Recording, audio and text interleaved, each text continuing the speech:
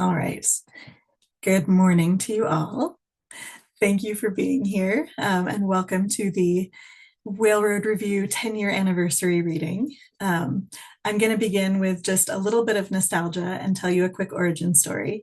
So, Whale Road Review began in 2015. I'd been dreaming of starting a journal for many years, but it wasn't until I was in New Orleans for the Pop Culture Association conference in the spring of 2015. I was walking with a group of poets to dinner and jazz, and Debbie Campbell, one of the poetry presenters, asked me what kind of journal I wanted to start. And I spoke it into being for the first time. I knew I wanted to create an online journal of poetry and short prose that would have a special section for creative writing pedagogy papers.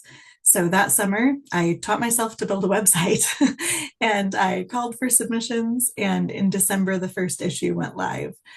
So here we are, a little over 10 years later and 41 issues in.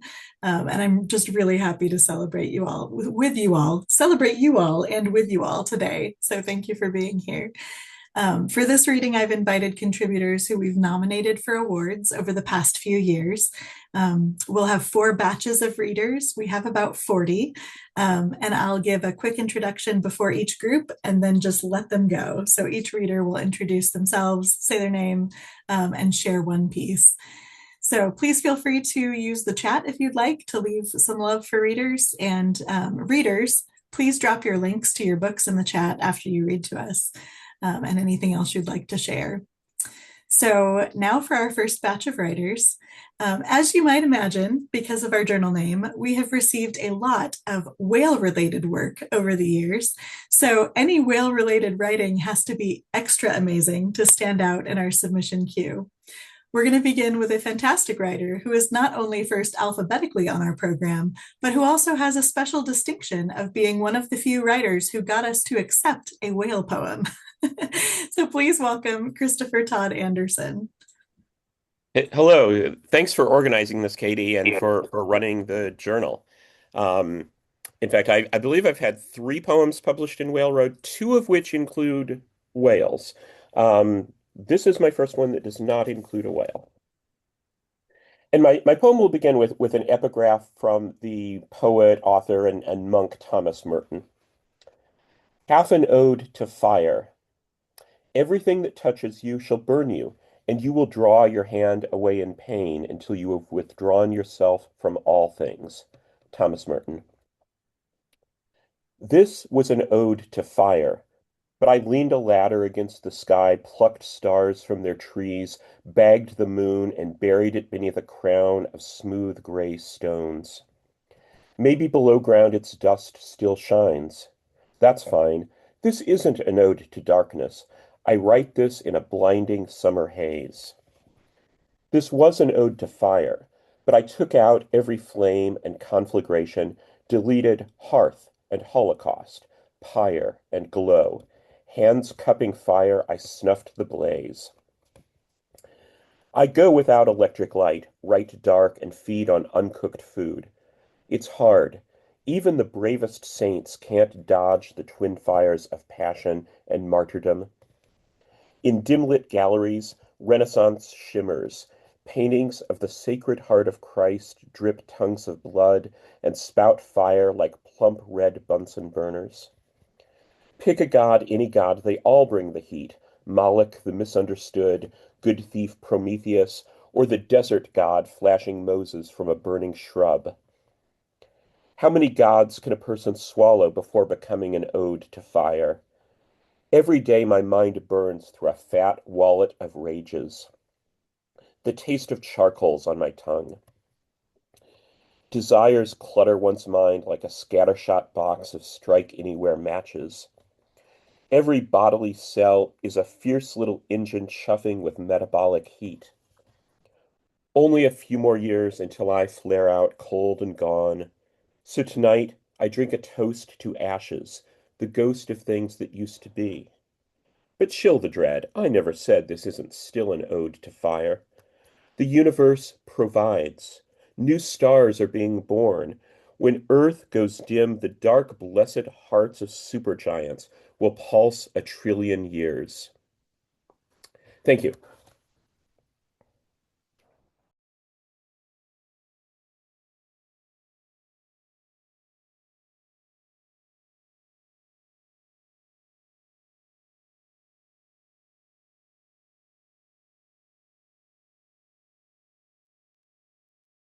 Hi, thank you, Katie, for having me and for having Whale Road. It's a wonderful magazine, and I had the pleasure of being a reader for a few years, and then as soon as I left, I was like, oh wait, I can submit, and submitted this poem among some others, and was thankfully nominated. It is serendipitous. Tomorrow is first night of Hanukkah, and this is a Hanukkah poem titled Horns.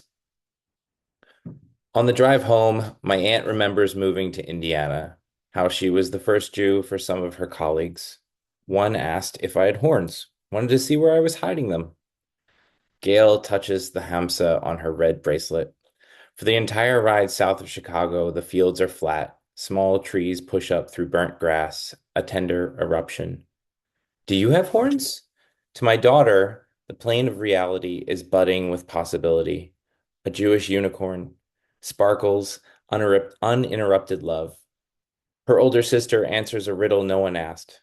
A unicorn without a horn is just a quiet horse. Their banter reminds me of a different night back in Queens, driving past a menagerie of inflated dreidels, a bear in a yarmulke, a giant menorah, a white and pink horse, a run of lit candles like horns across its back. Ridiculous. You have to smile at the audacity, the light's persistence nuzzled against the night's skin to say, I am here. My aunt traces the edges of her Magen David, presses its points into her fingers, pink with indents, before the skin rises back to fill the space. Thank you, everybody.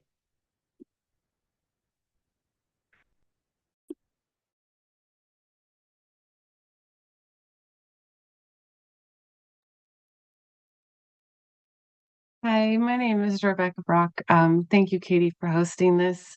Um, I'm just thrilled to be even a small part of what Well Road Review is to all of us here. I'm reading my poem that was in issue 27 from summer of 2022 called A Rock is a Rock is a Rock. You got your feelings hurt at school. Again, you tell me seriously that you feel a heartbeat thump, thump, thunking in your pet rock. You swear you can. I say it's your own heartbeat in your palm, hammering. I am straddling dinner and your brother's baseball game, and you try to explain how your best friend tried to make you throw the stupid thing away. I say, I told you not to take it to school. I told you over and over, a rock is a rock is a rock. I almost say out loud, baby, sometimes you're just too much. But your breaths are coming hard. Your small chest heaves. Love, there is nothing weak about you. I turn the stove off. You let me hug you, the pulse of you barely surface deep. When you let me hold him, Rocky is still warm. You believe in so many things, even me. Thank you.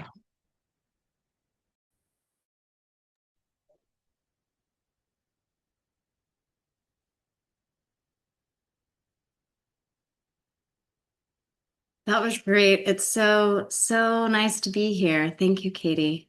I'm Nicole Callahan, and I will read 103 Pine Lane. My mother, who though she herself was not an eater of crackers in bed, often brought a ginormous bowl of popcorn, which she would eat undaintily, like just a fistful of popcorn shoved near her mouth, the way I eat popcorn unless I am not alone, which I do not really prefer. And always in her other hand was a novel, usually a thriller, never a romance. Always either a woman killing several men, or a sister stealing another sister's kidney, or a surgeon purposefully botching a heart procedure. And I would be at my mother's side, also fisting popcorn and reading the big horoscope book because there was so much information, like what would my sex life be with an Aquarius, or why to avoid earth signs, and also career, how according to the stars, with my attention to detail, I should be a phlebotomist or an instructor of ballerinas. And sometimes I bring her a warm washcloth, or I'd be hungry and she'd say, just let me finish this chapter. Or there'd be one of those magazines with famous people, and even of the mildly attractive famous men, Mother would say, well, I wouldn't kick him out of bed for eating crackers. And I'd imagine that flat paper face, fat and fleshy in bed with us. A couple of sleeves of saltines and the crumbs different from our hard little kernels. And then I'd go into the kitchen and stand at the sink, hollowing out the strawberry stripe of the Neapolitan before checking the windows for strangers. There, my glassy face, the indifferent moon, the treeless street.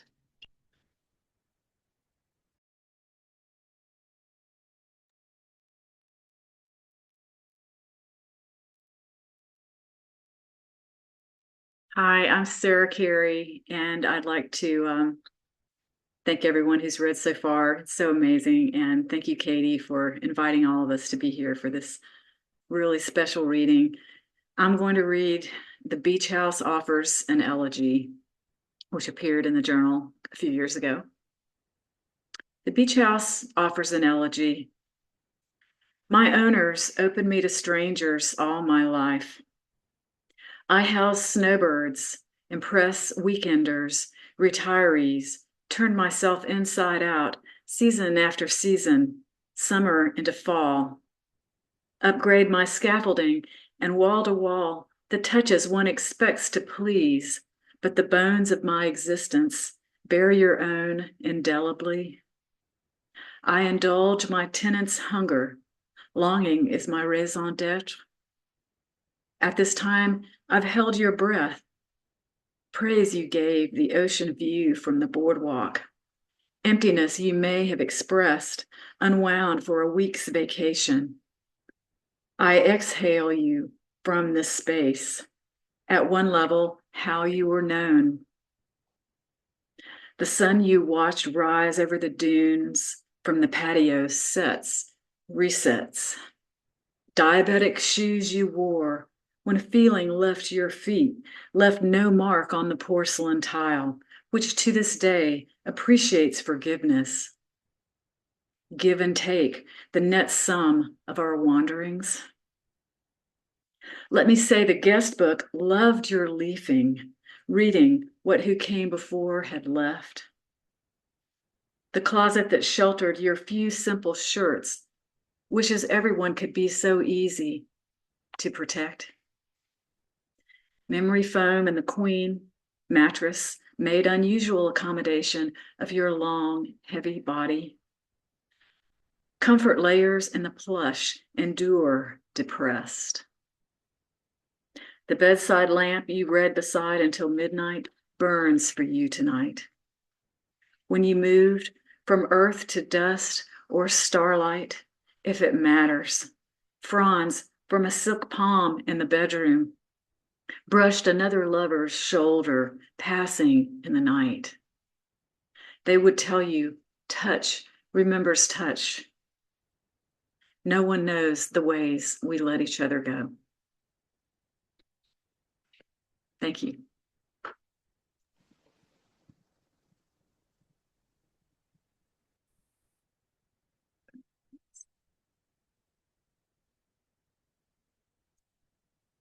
Hi, I'm Patricia Caspers, and I'm reading my poem from Whale Road Review, Portrait of God as an American Assisted Living Facility.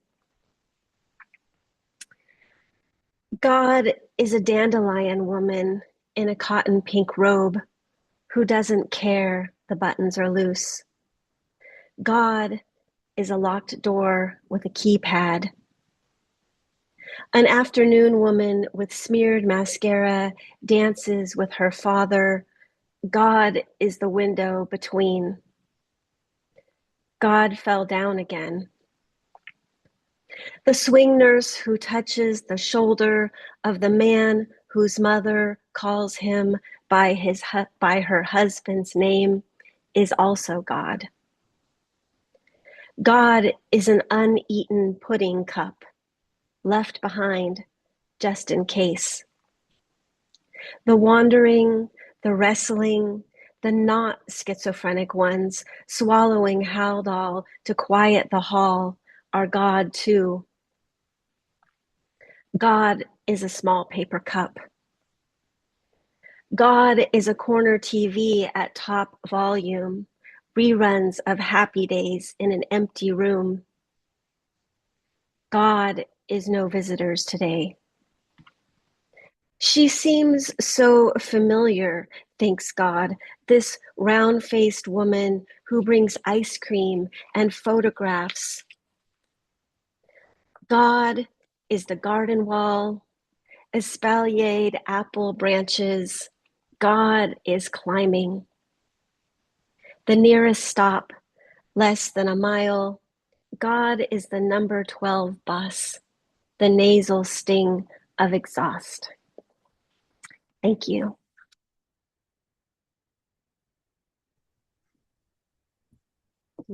Thank you, Patricia. I'm Claire Denson, and I just wanted to thank Katie for putting this together, and also I still have the note for my acceptance. It's like adorable. Like I love the little personal touches. Thank you for inviting me. I'm gonna read a new one. This is called The Donor of the Heart. I read about heart transplant patients adopting the traits of their donors. Like with their old heart, they didn't care for dogs, and with the new one, they're in love with Shih Tzus. Turns out the donor grew up with 3 of those floofs, took his first steps with them, raised his son alongside another. So the heart has feeling. I guess we suspected as much. I was born with this heart, but if I had a scar down the center of my chest, I would suspect it ended up in me through a series of suicides or those sentenced to death from crimes of love. It could have been the heart of a pianist who lost his family, but kept on playing until he died from loneliness, fingers splayed across the keys, F minor. It could have been the heart of a woman with locked-in syndrome who blinked twice, screaming, "Kill me," in her head. I think I lost my family the day I was born, my soul ripped from some place untouched by terror, all bright, natural light and warmth without the sweat. I think I lost my home the moment I took a breath. I think if my heart found its way beating on a metal plate one more time, a hungry pack of wild pits would sniff, whine, and back away. The next surgeon who touches it will start seeing life as one loss after another, will find himself and his scalpel with nothing left to save. Wonderful. Thank you. My name is Jose Hernandez Diaz. It's great to be here. Thank you, Katie, for organizing. Today, I'm also going to read a new prose poem, and it is called Doppelganger.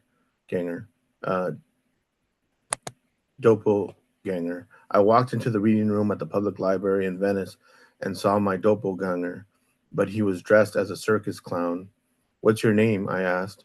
He said, "My name is Salvador the Clown." "You look just like me," I said. "You wish," he said. "No, just kidding." "Yeah, I guess I see it," he said. "What are you reading in this freezing cold study room?" I asked. "I'm reading the Ten Commandments," he said. "No, just kidding. I'm reading Kafka and Orwell," he said. "Kind of heavy material for a circus clown, isn't it?" I asked. "These are claustrophobic times," he said, "even for the performing arts." "Want to go across the street to Tierra Mia Coffee House and get an horchata latte?" I asked. "It will do good for you to get some sunlight," I said. "No, I'm working on my dissertation on existentialism in absurdist microfiction, and I'm really making some progress. Thank you kindly, though," he said. "Well, it was nice meeting you," I said. "Same to you, twin," he said, as he buried his face back into the selected works of Kafka, taking notes. Thank you.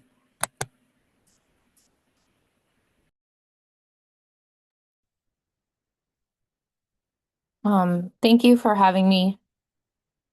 Oh no, it seems like I'm freezing a little on my image. It looks okay. Okay. I'm Susie Einen, and I'm going to be reading from Glass Animal Collection. It's prose, so I'll just read some of it because I think it will seem too long compared to all the poetry. So this is Glass Animal Collection. For show and tell in third grade, Maddie brings her glass animal collection. She collects inch-tall glass dogs and cats and birds. Creatures she can hold despite sharp points, easier to name and develop feelings for than the smooth bubblegum pink eraser she keeps in her pencil box. Her favorite piece is a clear mouse, purchased with saved allowance during a visit to Disneyland. She earned him through afternoons spent vacuuming, then mopping the tiled floors. She used a wet rag and a bucket of cleaning solution like her dad directed. He didn't like smears left by mops. Evidence of life. She wraps each glass piece in tissue paper like her mom demonstrated and keeps them together in a box for transport. In class, she arranges them on a desk at the front of the room. She points to her favorites. This is a collie. This one's a Siamese cat. She doesn't tell the class that sometimes she and her brother use these as pets for their plastic people. No one asks any questions like they did when Sarah brought her grandfather's medals or Adrian displayed his coin collection. After, she keeps the animals gathered on a shelf in her bedroom, rows of painted eyes staring at her. She suspects glass animals are not a cool thing to collect, just as she knows she's not considered popular. I collect highly breakable figurines. Fussy, delicate, but not pretty. Receptacles for the layer of dirt pulled in from the desert outside. Their feet fight against a growing stream of dust. She uses a rag to suffocate the debris collected at their tiny glass legs. There are too many of them, animals she's never seen in the wild, like the zebra or giraffe, only at the zoo. Thank you. Hi, everyone. Thanks so much for being here. Thank you, Katie, for this. This is wonderful. I'm going to be reading from issue 36 that came out in fall 2024, and the title of my story is called Growing Block Universe Theory of Time. Seeing my face in the mirror always surprises me. I'm looking for the freckles for my third grade portrait, plump, upturned lip of my cheerleader photo shoot, the glowing happiness of a woman just back from her honeymoon. Instead, above the bridge of my nose are furrows that don't disappear when I stretch my thinning lips into a smile. My eyebrows are sparse, and now there is a gash that runs clear through the left one across my cheek. You're lucky you missed your eye, my husband tried to comfort me as he nursed the cut. I wasn't sure how I'd fallen. My foot had tripped on air, forgotten how to stand. My neurologist told me the falls were a sign the Parkinson's was progressing. This is your third fall in a year, she said. The last time I hit my collarbone and spent 3 months in a sling. I'm relieved you didn't break anything this time. I am too, but I don't feel lucky, not when I look in the mirror and see the ugly purple streak tearing my face. It's going to scar, I can already tell. I laugh it off and say, who cares? No one's looking at me anyway. I study the scattered creases around my mouth as I brush my teeth, the way my jowls shake with each movement. I spit, scowl at the new line marring my reflection. My husband smiles at me from the doorway. There's the beauty I married. The muscles in my forehead relax, though the lines stay in place. I peer into my eyes, how deep they now sit. If I stare long enough, I can see the glint of my child eye looking back at me, a 5-year-old tongue wagged in my direction, a face full of laughter.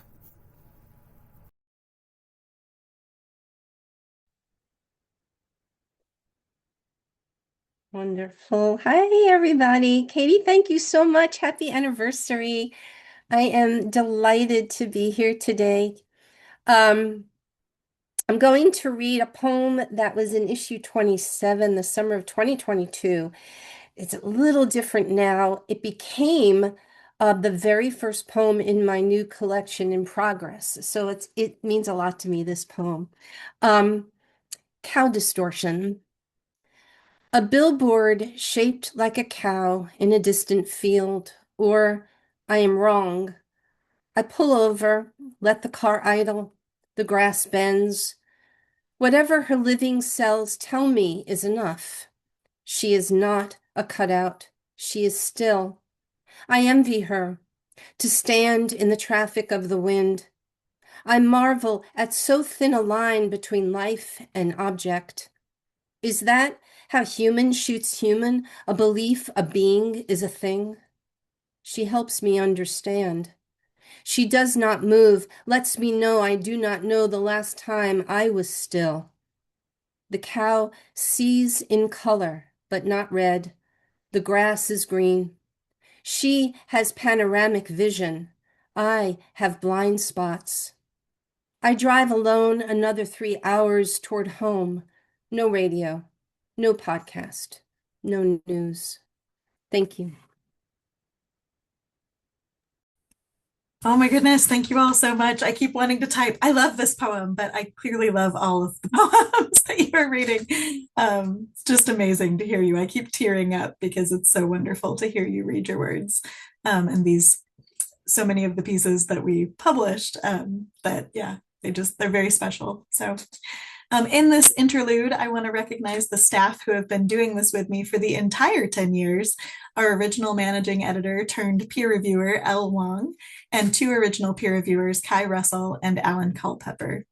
Thank you all so much for your decade of work and especially for helping to shape this journal's aesthetic in its earliest days. And now we'll begin our second group of readers with a local San Diego poet who I didn't know at all when we accepted her gorgeous poem for publication, but who I then met and befriended accidentally in the front row of a Rufus Wainwright concert. Please welcome Maggie Frank Shu. Hi, thank you. Yes, I forgot about that. I mean, that's wonderful to be reminded. Congratulations, Katie. This is such a wonderful achievement, especially in our times, and thank you for inviting us. I had a poem published, I think, in issue 35, which is a summer poem, but I'm going to read a San Diego winter poem today. It's called Ordinary Woman, and it starts with an epigraph. I had not expected to be an ordinary woman. Lucille Clifton. The hop on playground asphalt was the first bird I ever noticed, sparrow. Then mangled neck pigeon and bright black beak crow. At dusk, the three flew north, and those bits of me that got older without growing up followed them, naturally, to the ordinary woman's tree, where crowds of feathers trembled on silhouette branches. A little door in the trunk, too low for the male gaze to reach, through which the women come and go, round and plain, and each to each. Sparrow, pigeon, crow, a place for us to go. Thank you.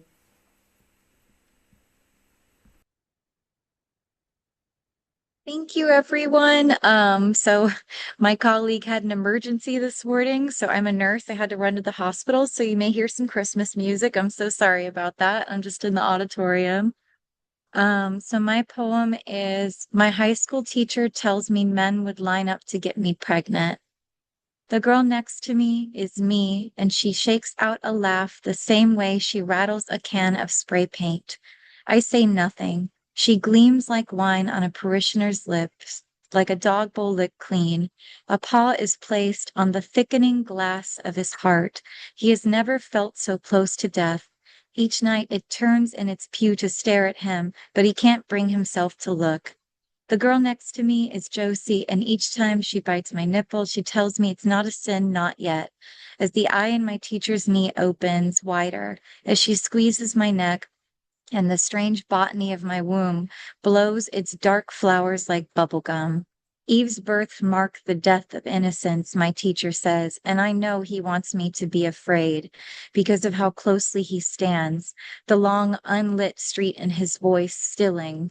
Josie opens familiar bruises across my body like a prayer book. Is it a sin? I ask the girl next to me as the men turn in their seats, as the sky swaddles the moon like a stillbirth, as Josie slits open my belly full of hair. Look, she says, and I do.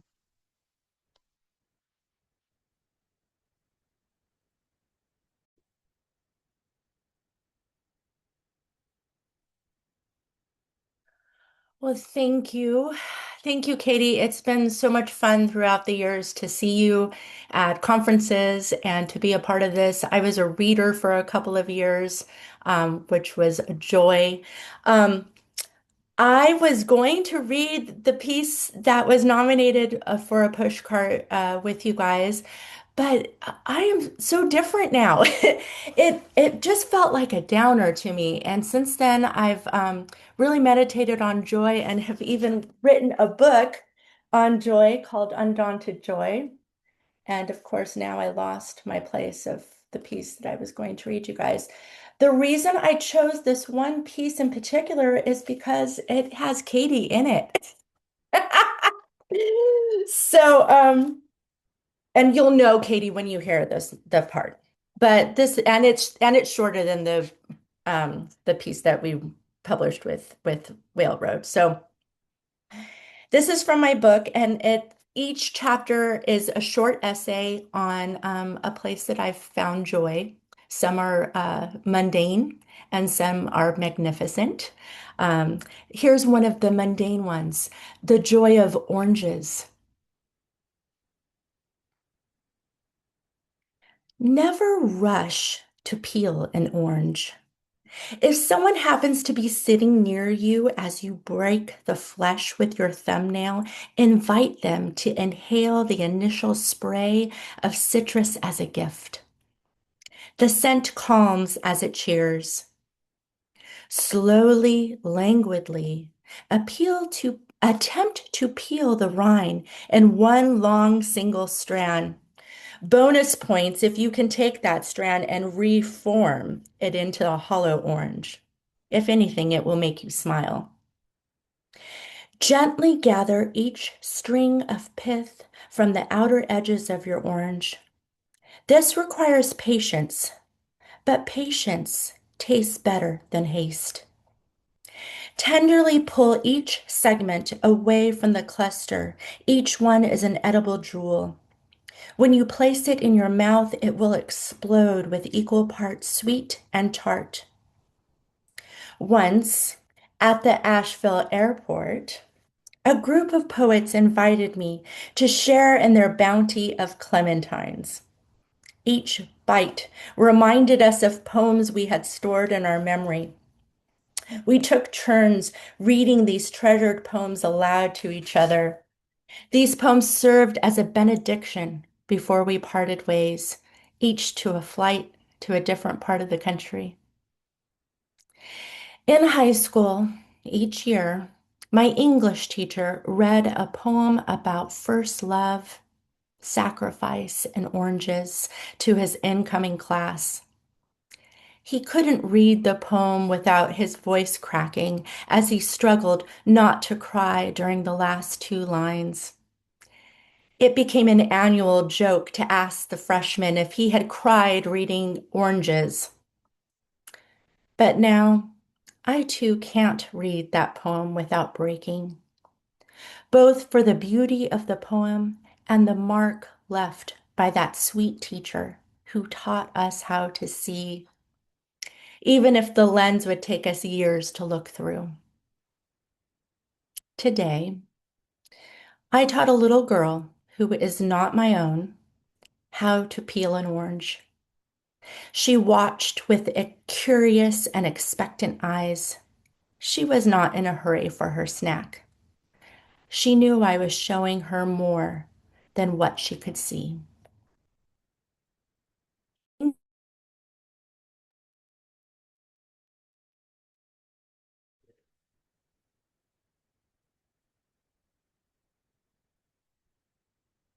Hi.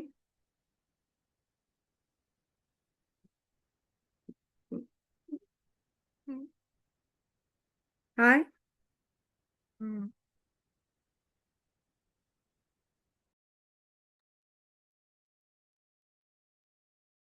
There, I tried unmuting, but it's not working. You're good, Mary. We can hear you. Okay, good, great. All right, excellent. Sorry for being weird. Thank you, Katie, for, putting this together, but also for inaugurating, and keeping going, which is, keeping this journal going, which is such a difficult thing to do. in the long run. I'm reading a barely fictional flash fiction where I try to get inside my grandma's head, and my sister, who is mentioned in this, is in the audience. Okay. My sister and I in the garden on Daisy Avenue. We shook out beetles from the roses into Grandma's jelly jars. We loved them, and they loved us, we believed. My sister, goddess of roses and love, and I, the deity of war and courage, giving them torn petals to eat or lie on, with yellow pollen for spice. Grandma had spared us 7 jars for 7 beetle nations ready for war, each jar with a slanted twig to climb. The slate path was littered with flowers, gravel, leaves, grass, and our knees were dusty, scratched, green smeared. They tried to fly, their metal wings flashing green, green, a semaphore beating against the hard, transparent air. Grandma watched from the back stoop in her flowered dress, her cane planted in a cloud of baby's breath. She crushed sprigs of mint between her thumbs, the fragrance as heady as when she was a village girl, the glint of green and scent rising in the air. For lunch, she served us steak sandwiches we couldn't stomach, tough and leathery with the fat still on, what she had made for our uncles long ago when they came home hungry from the mill. My sister chewed and chewed while I hid mine in a napkin, a ball of gristle and gray meat shreds. Out back, she stooped, her cane a prop, while she overturned the jars, singing to the stunned beetles, "Go now, go," until they found the courage to fly away. Thank you.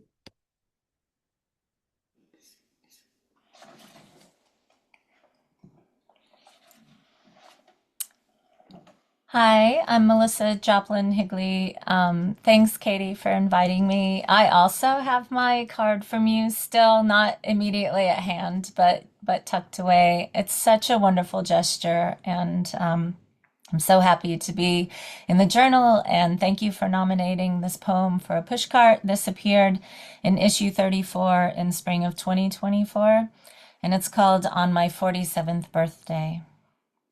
The OR staff sings happy birthday as I'm wheeled in for the mastectomy. I shift amidst their bustling hands and well wishes from stretcher to table. Centered atop the heated air pillow, I ease into the rhythm of pulsing compression sleeves around my calves and close my eyes to the ring of white lights overhead. A voice says, "Breathe," and I breathe.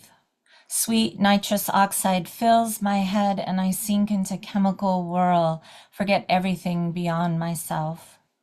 I wake with pain meds pumping in my blood, bound chest aching, draining bright red to a plastic bulb. Propped in a private room with a river view, chatting with my husband, propofol euphoria surging, I feel injured yet invisible, as after I bore our son. 2 actor friends bring a cupcake and candle and sing, show tune style, all vibrato and jazz hands. Then, with a tiny puff and cerulean wish, I change the fire to smoke. Thanks. Wow, Melissa, oh my goodness. I don't want to really read after that, but I guess I need to. I'm Sally Rosen-Kindred, and I wanted to say happy anniversary to Whale Road Review, which is both a wonderful journal and a wonderful community. And Katie, I don't know how you do that, but it's magic. And I'm going to read a poem that appeared, I think, in 2024 in a Whale Road Review, and was nominated for Best Spiritual Literature, I think. It's called Prayer with Dead Mother and Apparent Outward Force on a Rotating Mass.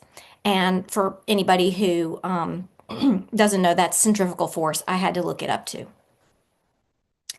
Dear starship, my own dead, dear God, dear pulse trapped in this wheel of your galactic reign, All I want is the turn.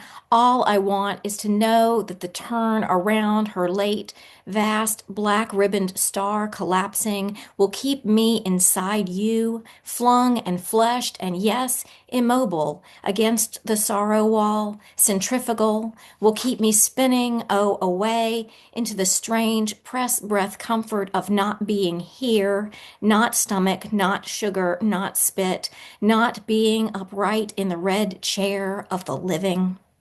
Dear Lord, I know it's wrong. No, the cat lifts his morning neck to me, and I have children.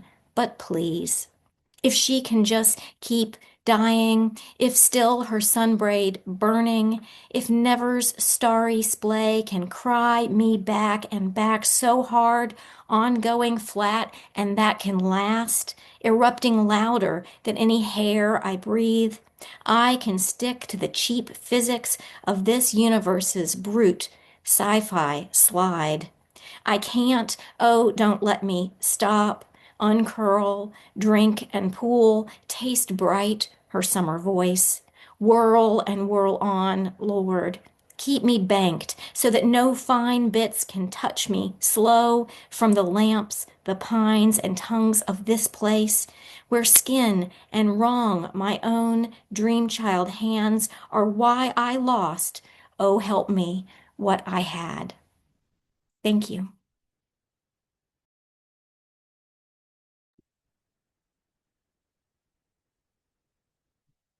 Hi everyone.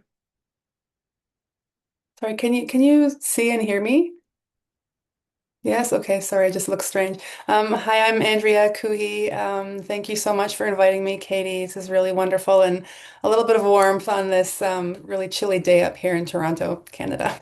Today I'm going to read a hyperprose piece published in Whale Road Review called Making Conversation. Making Conversation. Tell me about the heart. An octopus has 3. Do you remember hide and seek with your brothers and sisters, hand glued to your mouth as you hid in the closet, giggle breaking loose when the floorboard creaked? Peregrine Falcon siblings role play in the air, one playing the predator, the other the prey. Do you remember when you fell on your elbow on the playground, when your mother asked you where it hurt and she kissed the spot, when you pointed to the other arm and said it hurt too, just to feel the softness of her touch again? A joey rides in a mother kangaroo's pouch for 235 days. An antimicrobial pouch protects the baby.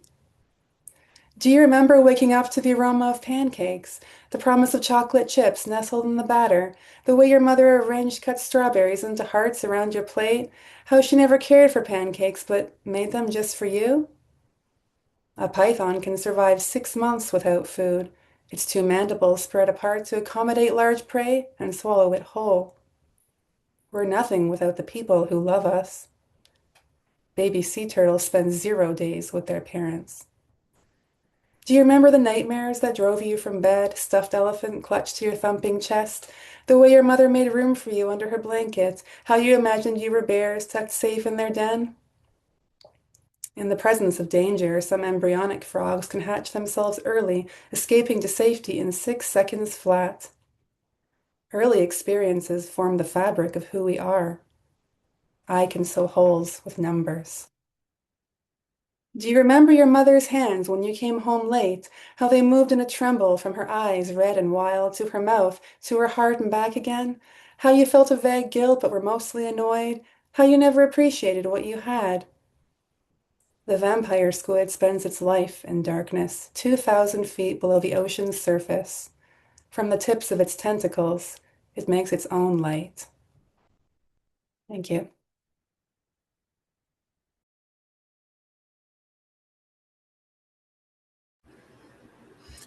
Hi, everybody. My name is Christina Linson, and I am so grateful to be here. Thank you so much, Katie, for putting this together. All right, the poem I'm going to read today was published in Whale Road Review in March of 2024, and it's called I'm Afraid I Don't Know How to Love. Because I was raised by the ones who thought it was funny to fling a horseshoe crab Up on the dock, the crab's ancient and gnarled body hovered in gravity's arc a moment before it hit the ground and scuttled toward my boys, who were 4 and 5 then. The older ran in terror. The younger grabbed a hammer and smashed grassy shadows to help his brother. His definition of love, violent, eternal. And my parents laughed and laughed. They laugh and laugh. I thought, how could I know how to love? You see? Later, driving home, explaining deeply into the rolling lull that crabs don't attack. Terrified, crabs always want just to go home. The back seat agreed. They befriended the crab because both brothers and crab wanted to go home. Try not to smash anything that lives, I reminded. I'm just trying to learn how to love. Thank you, everyone.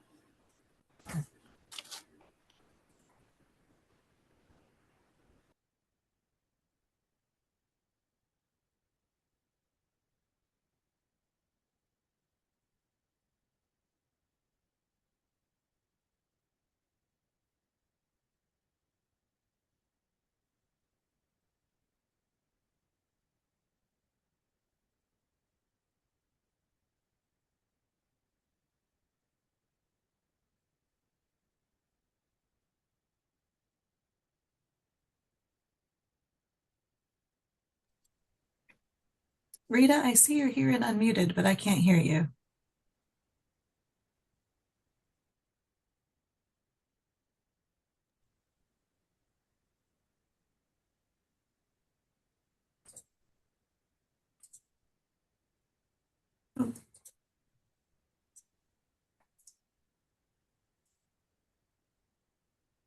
Rita, can we hear you?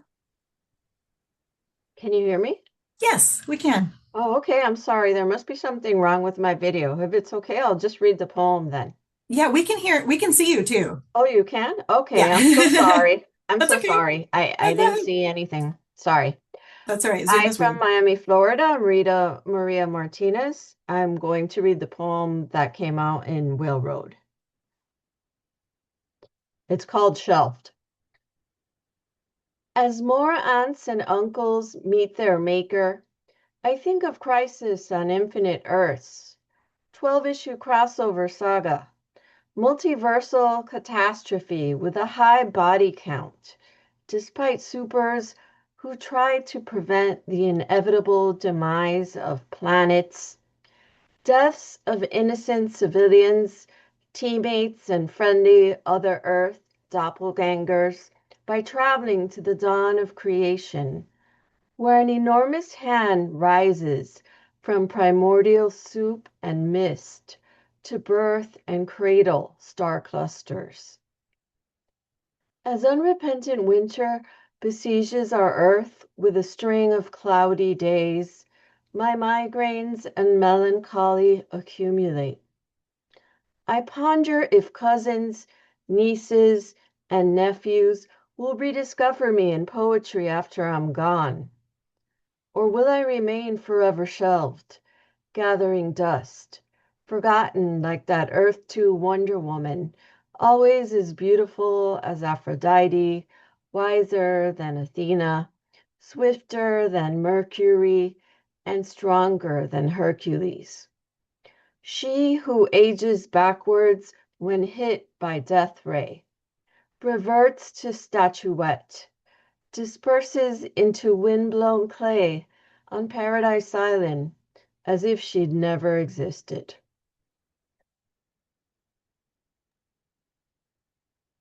Thank you so much.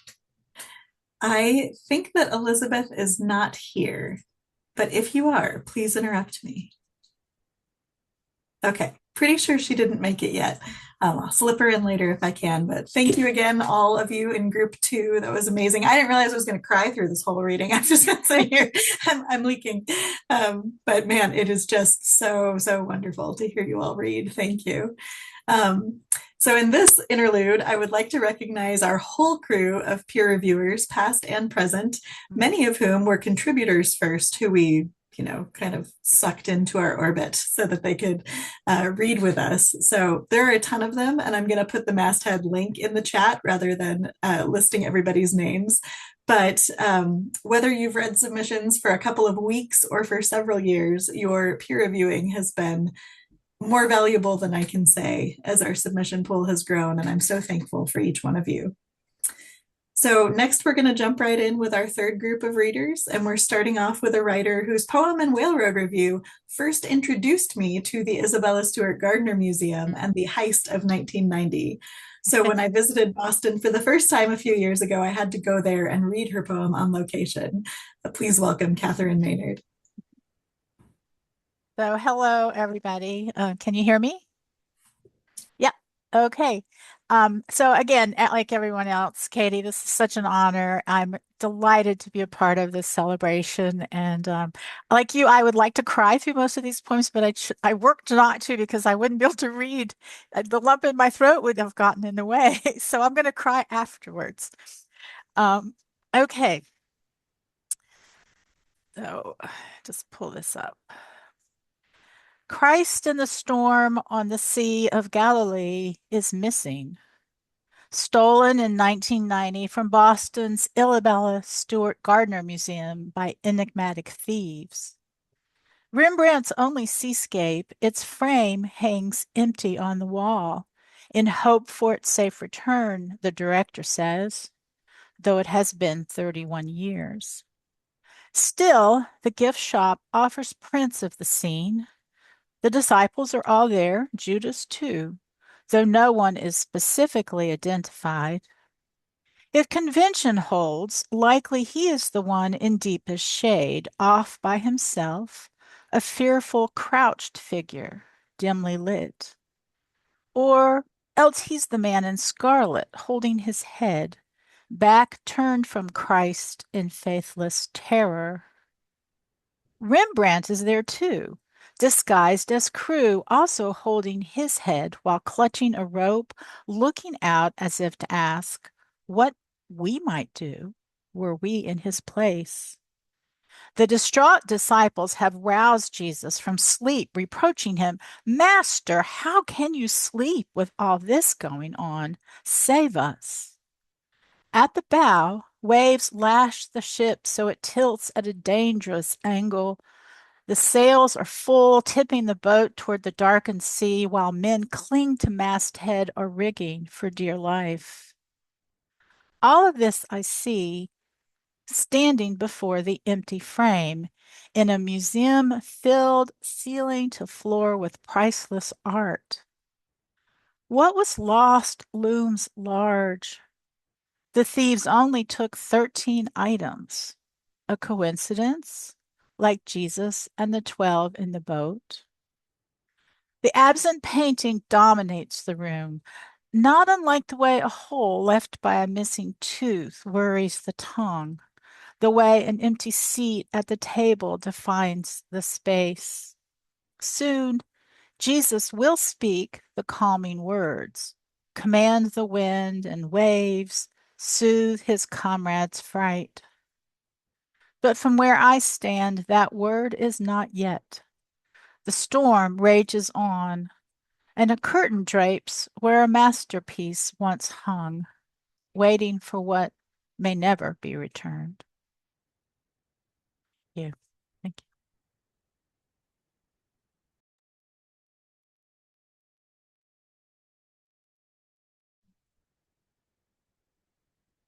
you. Hi. Okay.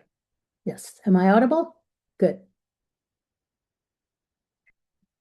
So my name is Maud Burnett McInerney, and I'm going to read you a poem, the last part of which appeared in Whale Road Review back in September, because I hadn't finished the first bits yet. So this is Marrakesh, Three Women. 1. Red City for Zainab Al-Nafsawiya. I left my jinn in the mountains when I married my fourth husband. He can't read or write. He eats barley and meat and camel's milk.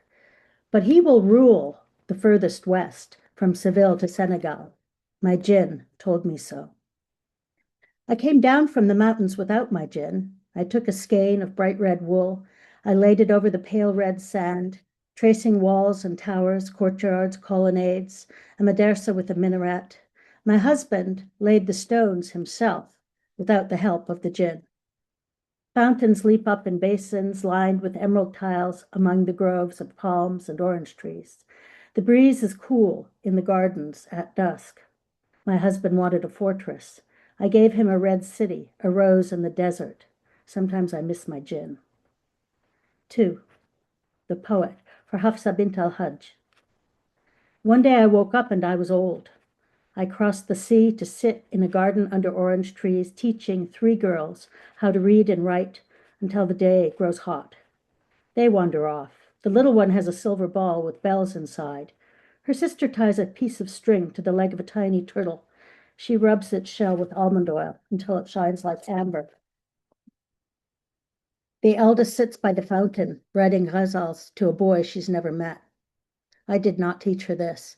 Long ago, I wrote, when we come together, the garden grows green with envy. The river cannot bear to see us lie so close. The dove sings sadness watching us. The sky has made stars only to spy on us. In faraway Granada, the Caliph had him crucified, and one day I woke up and I was old. 3. Dove Woman for Lala Zura bint al-Kush. Perhaps it was a peculiar childhood. Sometimes there was no food. Sometimes my father multiplied a side of beef to feed 50 or 5,000 in a tagine full of grapes and of dates and lemons. Sometimes pigeons flew into his pies with oranges in their beaks, shedding their feathers, roasting perfectly. Sometimes rosewater fell from the heavens on the upturned faces of guests. Sometimes there was no food at all. In the cool mornings by the madrasa, he taught me the million names of God. The Sultan loved his cook magician, feared his magician cook, sent my father to Fez, then to paradise with a single cup of tea. But I'm still here, still whispering the million names of God. By day, a woman, at night, a dove. Thank you. It looks like Don Miller didn't make it, but if you're here under another name, please shout out. All right, so next we'll be going to Matthew Murray. Hi, echoing everyone else, just congratulations and thank you for all the work you do with the journal. It's just a beautiful thing. So the poem I'm going to read appeared in Whale Road Review 37 last winter. And the title is a direct headline from USA Today, January 18th of 2019.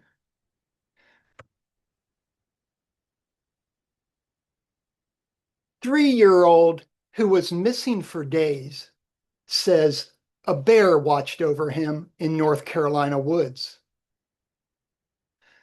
Turns out God is hairy and feral, sleeps hard like your snoring uncle, has the heft of a horse, and yet will share his heat like a shaggy pet.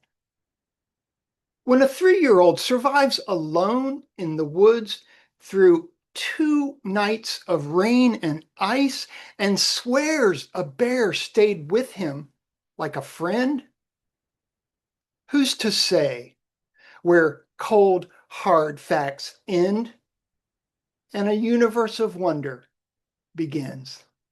Thank you.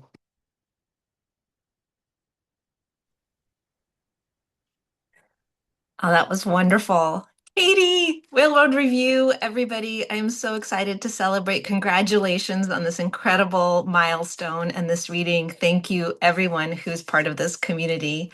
My name is Jane Mushnet, and I just had early brunch with Katie because I get to live in the same city as her in San Diego.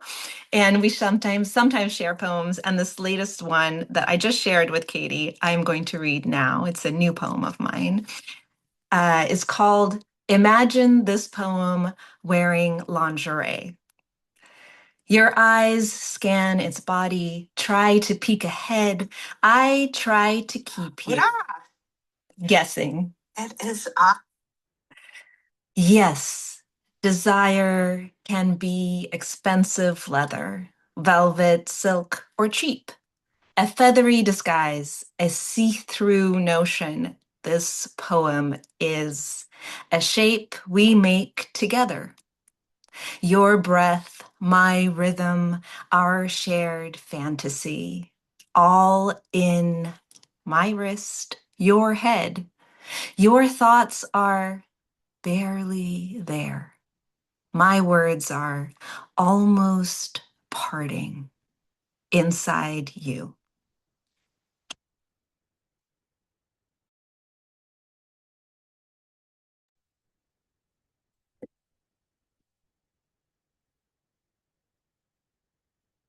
That was great. Am I on? Am I live now? Yep, you're on. Okay, thanks, Katie. Appreciate you and all that you do. My name's Alan Nelson, J. Alan Nelson, and this How to Draw a Snowflake appeared in Well Road Review a few years ago, inspired by my granddaughter, Tessa, who's 10 now, and will say things to me out of the blue, and it inspires me to do other things like, Oompa, we're only words. And then shortly after that tells me, only words are alive, Oompa. But this was after we survived a big winter freeze here in Texas that killed a few hundred other people, but it was pretty bitter and cold. But she was always bright through it. And one of the things she did was tell me how to draw a snowflake. And that's where this came from. How to draw a snowflake. My granddaughter showed me how to draw a snowflake. First, draw the letter X. Then, split the X with a sharp stick. I never realized until that moment that the asterisk, that little star of cognitive connective light, has 6 sides like a snowflake. Look close, she said. Each one is different. I see no difference at first, but her human hand made slight variations, subtle variations of angle, ink usage, more linear to less linear, centering of the X bars, and where the stick intersected. Some had a few pin lifts to give the snowflake more of a running form, as if blown by a gale, or flowing and swirling about me. I feel cold. Some lines of flakes connected with loops and formed heavier flakes of snow. She says a bit of dust lies in each flake of snow. The snowflakes are small things. The dust grain is much smaller in the center of a snowflake. Sometimes I hear a pencil scrape the paper with a tiny snick. Mostly, each flake with its dust speck falls without sound. I can't feel my legs or arms. I am drowsy. I feel no bigger than a dust mote lost within a massive hill of snow. My granddaughter stops the snowflakes when she sees I'm invisible. I sleep in the snow. I am not frozen. I am not dead. I hibernate. I am an old lonely bear with a fading memory that somehow I once had a human granddaughter. About me there are shadows of wolf pups, mammoths, peat moss, cave lions. I sleep. I wait. A year. A century. A millennium. An eon.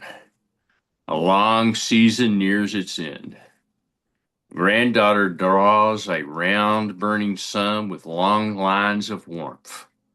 Warmth sparkles on each unique snowflake, radiant in infinite number. I am no longer grandfather. I do not remember that creature. I am so small. Winter is over.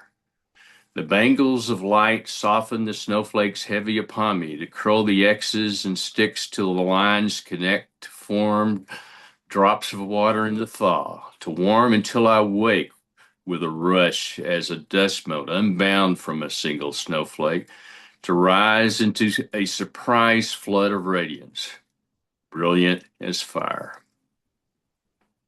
Thank you. Thank you so much, Katie.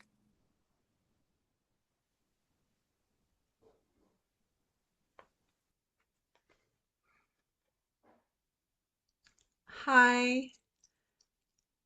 Thank you so much, everyone so far. And Katie, amazing not just to have the vision, but to keep it going, of course. So I'm Catherine Petrocelli, and I'm going to read a piece that was in the fall of 2024 in Railroad Review, and it's a prose poem, or it's a prose piece, or here it is.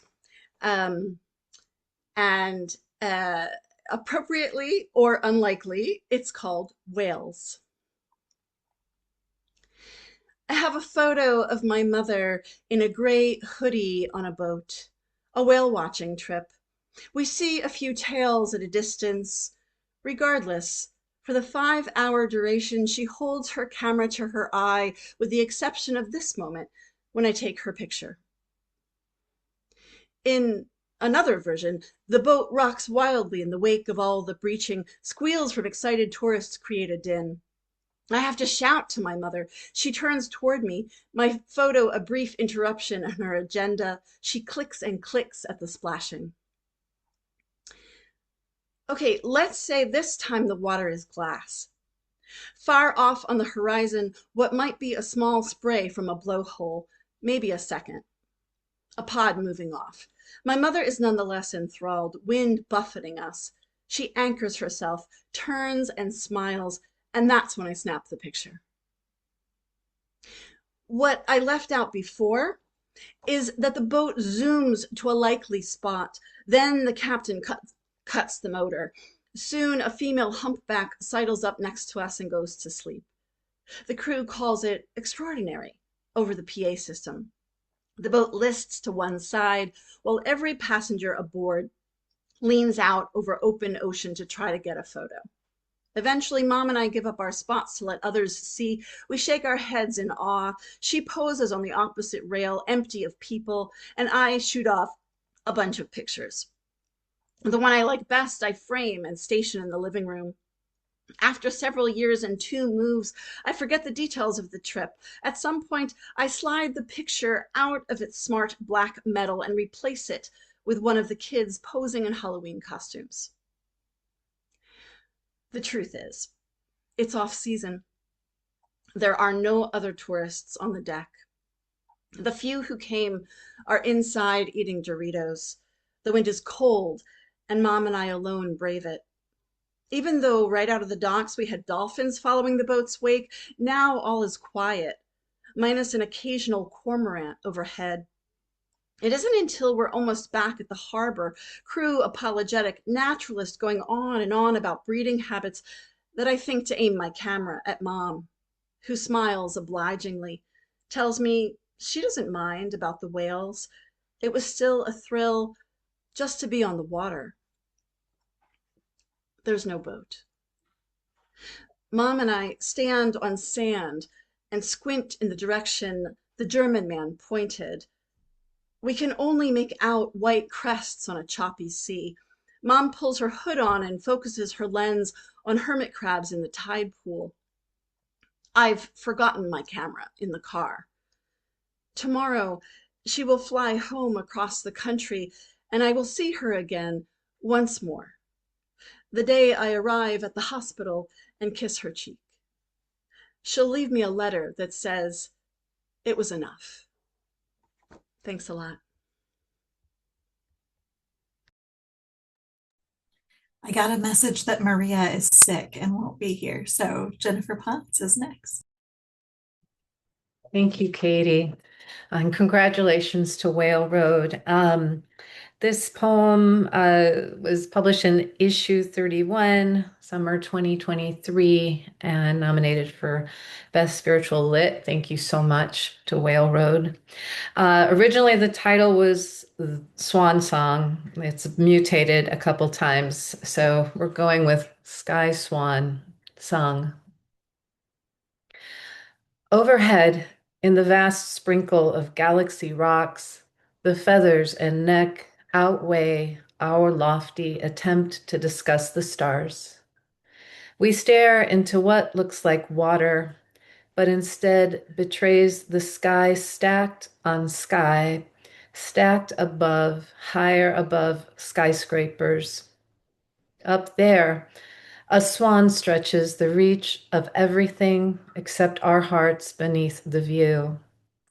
Mine hesitates as your hand rests on my knee, and you trace with your other hand in the air the wingspan of star-born waterfall, trillions of miles away, asking if I can see it. I can't. I can't see the shapes you can. The whole abyss up there is feathers. I only see eyes dilated in the deep. Also, trillion is a ridiculous word. A light year is 5.88 trillion miles from Earth, you say, so we measure our lives, the recording of details set into motion. Your chest is less than 24 inches from mine. Inside, one of the children takes a shower. Water rushes. I hear music and tap on your knee, moving into your shape, only to lose you in a God sky reverie. Somehow, your vertebrae release wings, and the stars and signs shift inside.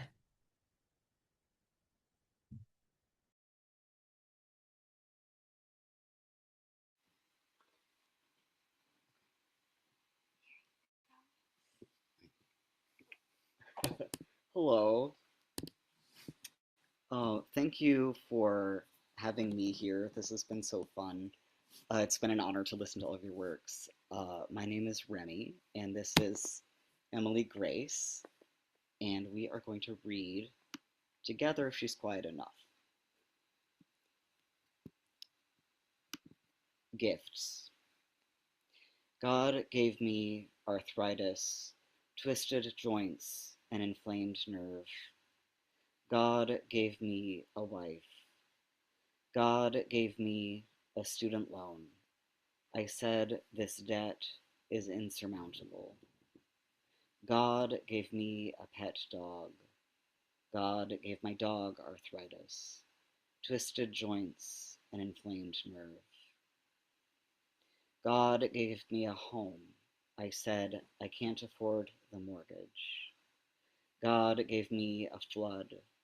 God gave me a teapot. I burned my hand on boiling water. God gave me shimmering cysts. God scraped the earbacks from my throbbing canals. My power went out. God gave me tired. God gave me directions. I lost the map like a pirate his treasure. God gave me a light. I smoked it all up. God gave me a body. I said, wait, it doesn't fit quite right. God gave my wife arthritis, twisted joints, and inflamed nerve. God gave me a job. I showed up late and got fired. God gave me white spots on the brain. God gave me an MRI. God gave me a CAT scan. God picked out my Maplewood coffin. God said, I'm sorry my gifts are not enough. Thank you.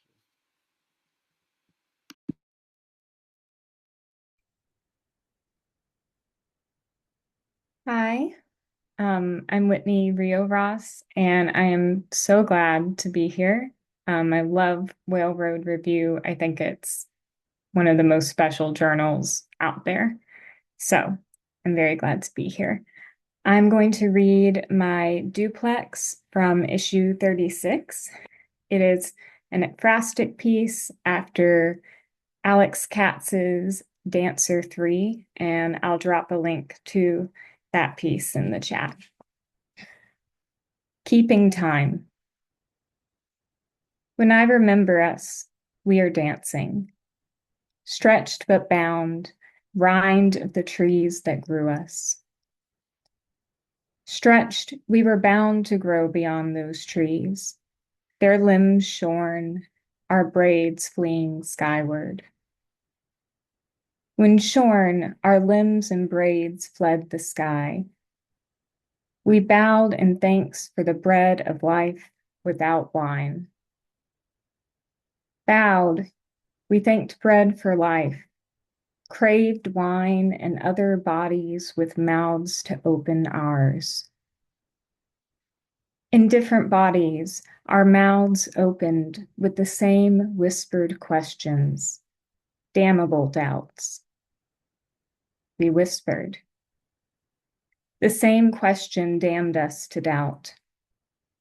Was it holy, this wildfire surging through flesh? It is all holy, wilderness, fire, flesh. When I remember us, we are dancing. Thank you. Oh, that was so beautiful. Thank you all in group 3. I appreciate you. And I can't say enough how amazing it is to hear you all read your work. Thank you, thank you. I wanted to take a minute here and just say, over the last several years, we've lost some of our wonderful contributors. So I wanted to honor Anya Silver, Cameron Morse, Simon Perchik, and most recently Lucy Shaw, who just passed away on December 1st and would have been 97 at the end of this month. Lucy was a legendary poet and a dear person. She encouraged me in my editing work since I first met her in the summer of 2015 at the Glenn Workshop and told her about this journal that I was just starting. She supported Whale Road Review with annual submissions, and we just published a poem from her in our fall 2025 issue. So I'd like to share that recent poem. It's a very short little thing at this point in the program where she would have appeared alphabetically if she'd been able to join us today. This is the Nurse Log. Sleeping in the heart of the primal forest, her fallen length is half submerged in a swamp dark as tea, a rich elemental soup, a fluid of decay. Along her plinth, decorating her generous length, develop clusters of emerald velvet mosses and gray-green lichens. There she, the nurse log, welcomes new seeds as they float along the air and arrive to take root. And there, feeding on the dark richness of her rot, rises a row of new young saplings, miniature redwoods, burgeoning up into a new forest. So thank you, Lucy. And now we'll hear from our last group of writers, beginning with one whose poem we published is one of the most memorable for me because of its very playful title and unexpectedly poignant conclusion. So please welcome Laura Sheehan. Hey everyone, can you hear me? Katie, can you hear me? Yes, you're good to go. Okay. Okay, so this is Exorcised Vampire. Your fangs shrink back to bluntness. The scarlet abandons your lips for your cheeks. When you meet with the living, you grope for their feelings, not throats. Your laughter, unsure of their jokes, curdles nothing. You eat pasta with garlic. And the people you drained rise up and walk. The moon signals sleep and not food. No longer possessed, not even by guilt, and willingly, clumsily, mortal. There's one thing you miss, the sonar ear, heat-seeking precision, triangulation of pulse. when you flew and you knew from afar where the heart was. Thank you all.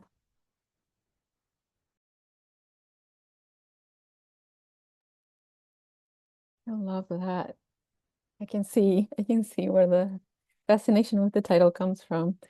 Hi everyone, I'm Leonora Simonovis. Thank you, Katie, so much for the invitation. I miss you. Um, and happy anniversary to Will Road Review. Such an amazing lineup of poets. I'm really honored to be here. I'm gonna read my poem that came out on issue 33 in winter of 2023. On beauty. Each month I feel less muscle mass, less fear of the unknown, less tolerance for bullshit. Shape-shifting woman, bones rearranging in clicks and pops. I never needed to visit the hot springs until now, but the body wants what it needs. Aging, a kind of erosion, a raft downriver diving through a revolving door. Soon, I'll turn into the devil the nuns warned me about. I'll walk away, wings tucked, earthbound, beautiful. Thank you. That was fantastic, Leonora. And I miss you. Dang. I know. My name is Donna Sprout Metz. After this love festival, I will now read my poem. This poem appeared in Whale Road Review in the December of 2024 and was nominated for Best Spiritual Poetry, which just kind of makes me cry. But if I cry, I also won't be able to read. Thank you, Katie, for all your years of stewardship of this beautiful journal and this making of this fantastic community. You kind of rock. All right, said poem. Worry Palace. This is after Psalm 109. Does the center ever hold?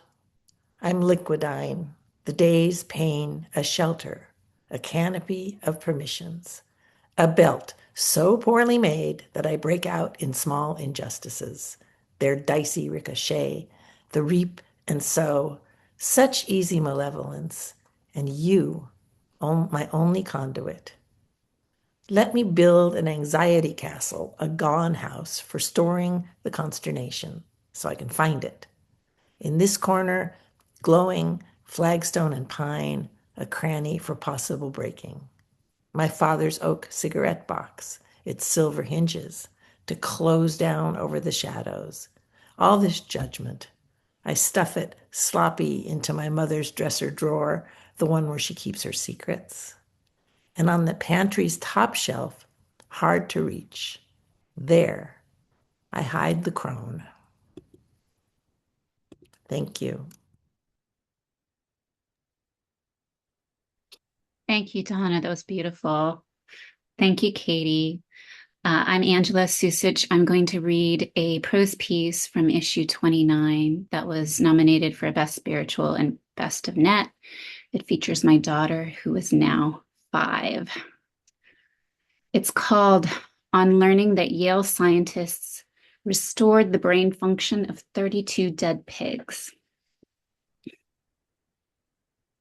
I make the same Frankenstein comparisons that everyone does, though I end in wonder, dressing up my questions in philosophy, reclining in the lap of poetry. Let's say it all comes down to this: a neuron's electrical charge, prefrontal cortex recruiting memories. Like the other day, a game of peekaboo with my daughter. Where's Raina, I ask. She aims a tiny index finger at her head as her father points to her heart. What about here? The toddler no is absolute. She touches her head again. It starts so early, he tells me, the way a scientist might observe. Rebooted pig brains haunt me the way Descartes does, with hard problems of where consciousness lives. If it's a trick, a radio signal, a light switch turned on and off, how could those 32 ever tell? Perhaps we will know them by their suffering, the kind that comes from knowing too much or too little. Last summer, I met a pig rescued from love. One of those mini pigs that never did exist, that start out tiny, adorable in the manner of all babies. Beloved for a year at home until flattened furniture got him sent to pasture. The family tossing sweets from afar to ease the shock of him not being one of them after all. His rescuers said he might walk again after a change of diet and a companion to cheer him up. One told me, you know, they have minds like a human 4-year-old. My own little human, nearly 2, understands more than I think, maybe everything. Here's another memory. Before she died, my grandmother had a mind of a 94-year-old human whose lucid moments vanished like islands amid rising seas. We watched as her consciousness abandoned ship, slipped out the holes in her brain. Did any fall into the net of her heart and cling there? Once she told me, haltingly, in a place of knowing and not knowing, sometimes I don't remember things too well. I can't imagine waking up and not being the me I remember. I expect that even a pig after death finds it hard to give up the me if pigs also have egos. My little girl's just learning to say me. She still says Reina, as if introducing this other person she is. We don't correct her, as if we've anything to teach her about who any of us are. Thank you. Oh, good. I think that Christy did not make it, but shout out if you're here. All right, we're going to move on then to Heather Truitt. All right. Hi, everyone. And thank you again, Katie and 12 Road Review. This poem is the title poem from the manuscript I am currently sending out. And after every rejection, I remind myself that Well Road loved this poem enough to nominate it for a push cart, so I'm doing something okay. So thank you for that encouragement. This is I wish Aristotle had been right about birds. I wish Aristotle had been right about birds disappearing in winter. They don't dive beneath the river, bury their light-boned bodies in mud. They do not become different birds, thicken feathers, gain mass. They fly south. We know no goose springs full from log barnacles. Beckstein's philosophy wrong as well. When my old neighbor sends a photo of geese returned to the home no longer mine, I ache to transform, to grow slender wings from shoulder blades, cutting crustacean scallops on fertile wood, shedding mud flesh to fly feathered. It's better to believe redstarts become robins, garden warbler, blackcap, than know another soul has turned beak to leave. We are flockless in the winter flight. Thank you.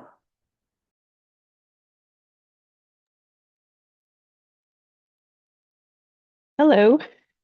I'm Jessica Walsh, and I think I'm the last reader.